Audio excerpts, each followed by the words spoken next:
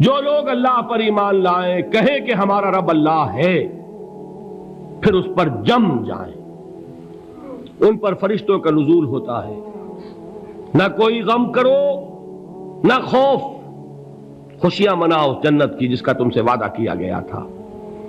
اللہ کی ربوبیت پر اطمینان جب انسان کو ہو جاتا، میرا رب اللہ ہے، ربی اللہ، انسان کے لیے نہ کوئی کھٹکا، نہ کوئی خطرہ، نہ کوئی خوف، نہ کوئی حزن۔ جو کچھ ہو رہا ہے کس کے اذن سے ہو رہا ہے؟ اللہ کے اذن سے۔ اللہ کے اذن کے بغیر پتہ تک نہیں ہلتا۔ یہ کوئی اندھا بہرا مادہ نہیں ہے جس سے مجھے کوئی خوف ہو۔ اندھا بھینسا چلا آ رہا ہو، اس سے تو ڈرنے کا ہر انسان کو ڈرنا چاہیے، نہ معلوم کس کو ٹکر مار دے۔ لیکن نہیں، اس کائنات کو چلانے والا ایک سمیع و بصیر خدا ہے، وہ جو میرا دوست ہے، میرا ولی ہے۔ اللہ ولی الذین آمنوا یخرجہم من الظلمات الی النور۔ اللہ اہل ایمان کا ولی ہے، ساتھی ہے، پشت پناہ ہے، مددگار ہے، حمایتی ہے۔ بتائیے جسے یقین ہو جائے کہ اللہ میرا مددگار، اللہ میرا محافظ، اللہ میرا پشت پناہ، اللہ میرا حمایتی، اس کے لیے کوئی خوف ہوگا؟ اس سے کوئی ڈر ہوگا؟ میں مثال دیا کرتا ہوں ایک بہت سادہ، پنجاب کے دیہات کی۔ تو بڑا چودھری ہے اور کوئی غریب کسان ہے۔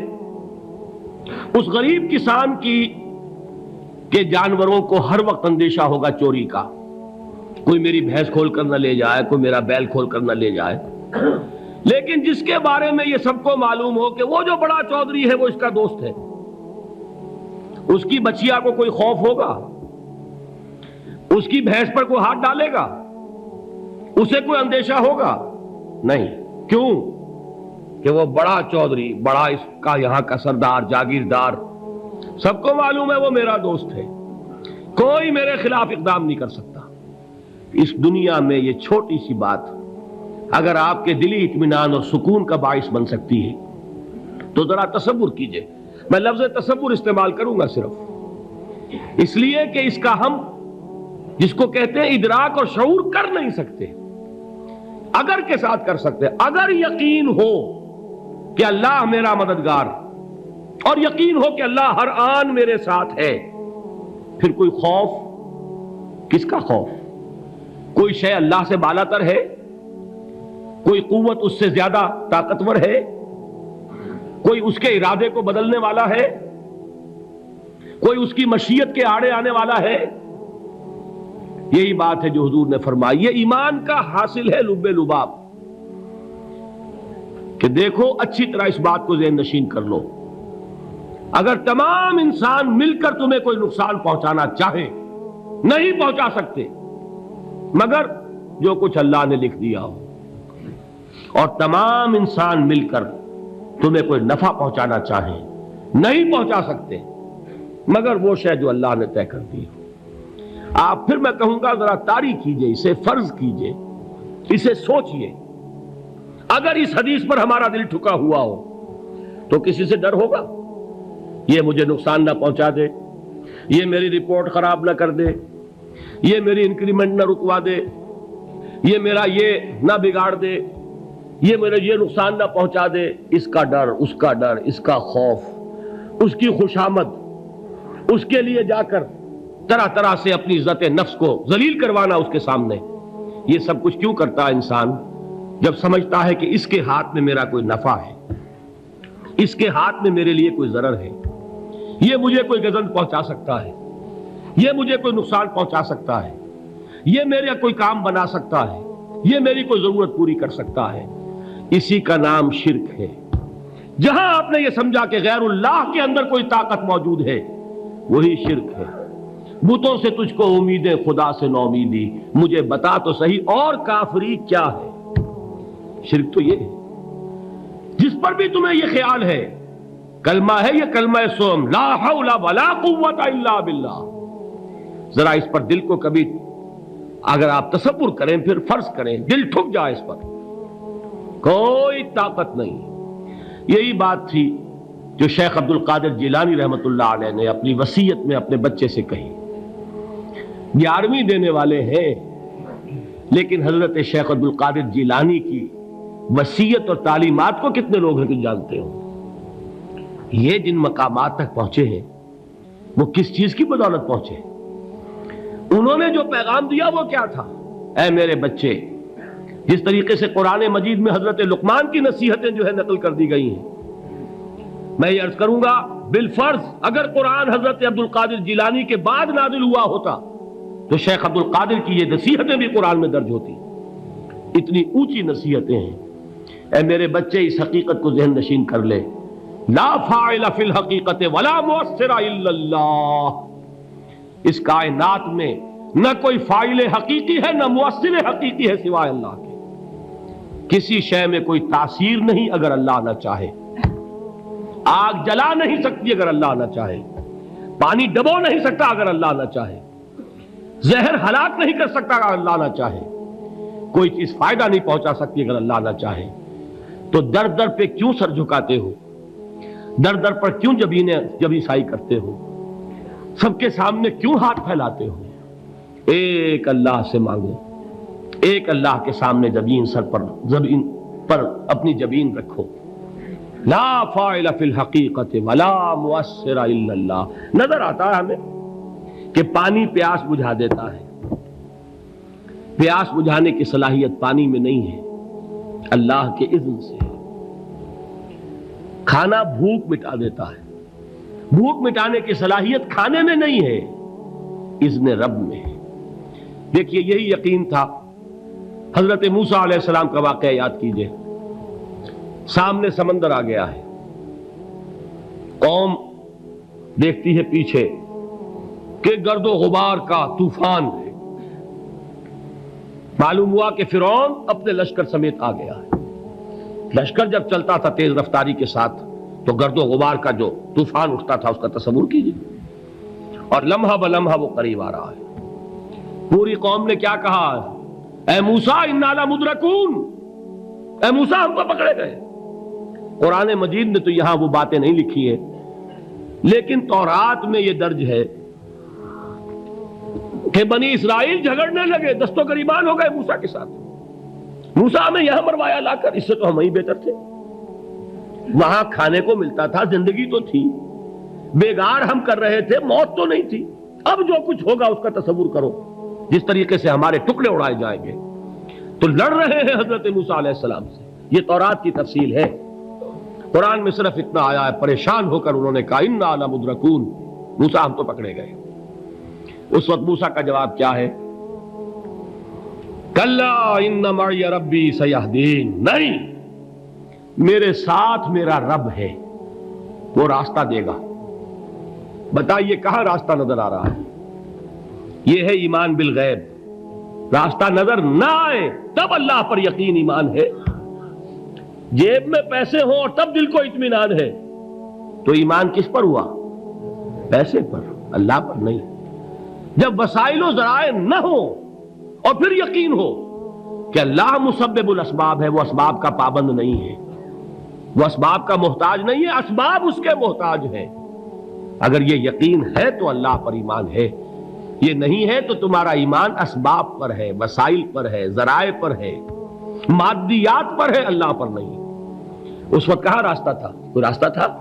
سمندر ہے اور ادھر سے لشکر آ گیا ہے. کلا ان معی ربی سیہدین. اب دیکھیے ایمان کہہ دینا آسان ہے، ہوا معکم اینما کنتم. جہاں کہیں بھی تم ہوتے ہو اللہ تمہارے ساتھ ہوتا ہے. لیکن اس کا یقین قائم ہو جائے تو زمین و آسمان کا فرق واقع ہو جائے. یہی بات ہوئی حضور کے ساتھ. غار ہے، چھپے ہوئے ہیں محمد الرسول اللہ اور آپ کے وہ یار غار ابو بکر صدیق رضی اللہ تعالی عنہ. اقبال نے حضرت ابو بکر کی شان میں چند اشعار کہے صرف، لیکن واقعہ یہ ہے کہ بھاری بھاری نظموں پر اور قصیدوں پر بھاری ہے. طویل ترین نظمیں اور قصیدے ہوں ان پر بھاری ہے. ہمتیں ابو بکر کی ہمت جو ہے کشت ملت را چو ابر، جیسے بارش سے کھیتی اپجتی ہے، ابو بکر کی ہمت اور عزیمت اس امت کو اسی طرح سینچنے والی ہے۔ ثانیے اسلام و غار و بدر و قبر، وہ دوسرے تھے اسلام میں، دوسرے پہلے کون تھے؟ انا اول المومنین، حضور فرماتے ہیں سب سے پہلا ایمان لانے والا میں، دوسرے ابو بکر۔ ویسے ہمارے ہاں یہ چلتا ہے اختلاف، حضرت علی پہلے ہیں کہ حضرت ابو بکر پہلے ہیں، لیکن اس میں بڑی خوبصورت تطبیق قائم کی ہے علماء نے، اور بہت صحیح ہے۔ چار کے بارے میں فیصلہ ہی مت کرو کہ کون پہلے ہے، ان کی ایک عجیب تقسیم کر دی ہے۔ آزاد مردوں میں، بالغ مردوں میں سب سے پہلے ابو بکر، بچوں میں سب سے پہلے علی، خواتین میں سب سے پہلے خدیجہ، اور غلاموں میں سب سے پہلے زید ابن حارثہ۔ بڑی پیاری تقسیم ہے، یہ چاروں ہی پہلے ہیں، ہر ایک کے لیے اولیت ہے۔ اور واقعہ یہ ہے کہ اگر زمانی اعتبار سے تعین ہوگا تو پہلے خدیجۃ الکبریٰ آئیں گی رضی اللہ تعالی عنہ، کسی اور سے بات کرنے کی نوبت بعد میں آ سکتی ہے، پہلے تو اہلیہ محترمہ سے بات ہوئی، آتے ہی پہلی وحی ہوئی ہے، ابھی تبلیغ کا حکم نہیں تھا، کس کو بتایا واقعہ؟ ابھی اپنی نبوت کی تبلیغ کا تو حکم ہی نہیں آیا، واقعہ کس کا ہے؟ وہ خدیجہ کا ہے۔ جب کہا ہے کہ خشیت علی نفسی، مجھے اپنی جان کا اندیشہ ہے، تو کیا جواب دیا خدیجہ نے رضی اللہ تعالی عنہا؟ وہ صدیقۃ الکبریٰ ہے، صدیقات جو ہے خواتین ان میں چوٹی پر خدیجۃ الکبریٰ ہے رضی اللہ تعالی عنہا، اور صدیق جو مرد ہیں ان میں صدیق اکبر ہے ابو بکر صدیق رضی اللہ تعالی عنہ، لیکن صدیقات میں چوٹی پر۔ جب حضور نے فرمایا خشیت علی نفسی، کیا فرمایا؟ کیا عرض کیا؟ کیسے تسلی دی؟ نہیں نہیں، اللہ آپ کو ضائع نہیں کرے گا، آپ غریبوں کے ہمدرد ہیں، آپ مساکین کے تکالیف رفع کرنے والے ہیں، آپ بیواؤں کی سرپرستی کرتے ہیں، آپ مسافروں کی خدمت کرتے ہیں، اللہ آپ کو ضائع نہیں کرے گا۔ یہ یقین ہے اس خاتون کے اندر۔ خیر وہ ایک علیحدہ بات ہو جائے گی۔ میرے دل پر حضرت خدیجہ رضی اللہ تعالی عنہ کی شخصیت کا بڑا گہرا نقش ہے، جو وہ کوئی اور ہی وقت اور موقع ہوا تو بیان ہوگا۔ بہرحال اقبال نے ایک مصرے میں جو چار اولیتیں جمع کر دی ہیں، ہمت او کشت امت را چو ابر، ثانی اسلام و غار و بدر و قبر۔ اسلام میں حضور کے بعد پہلے کون؟ ابو بکر۔ غار میں حضور کے ساتھ کون؟ ابو بکر۔ بدر کی رات اللہ کا رسول سربسجود وہ جھاڑ، وہ گھاس پھوس کی جو جھوپڑی بنائی گئی تھی، اور وہاں تلوار ننگی لے کر پہرا دینے والا کون؟ ابو بکر۔ اور اس حجرہ عائشہ میں محمد کے بعد سب سے پہلے دفن ہونے والا کون؟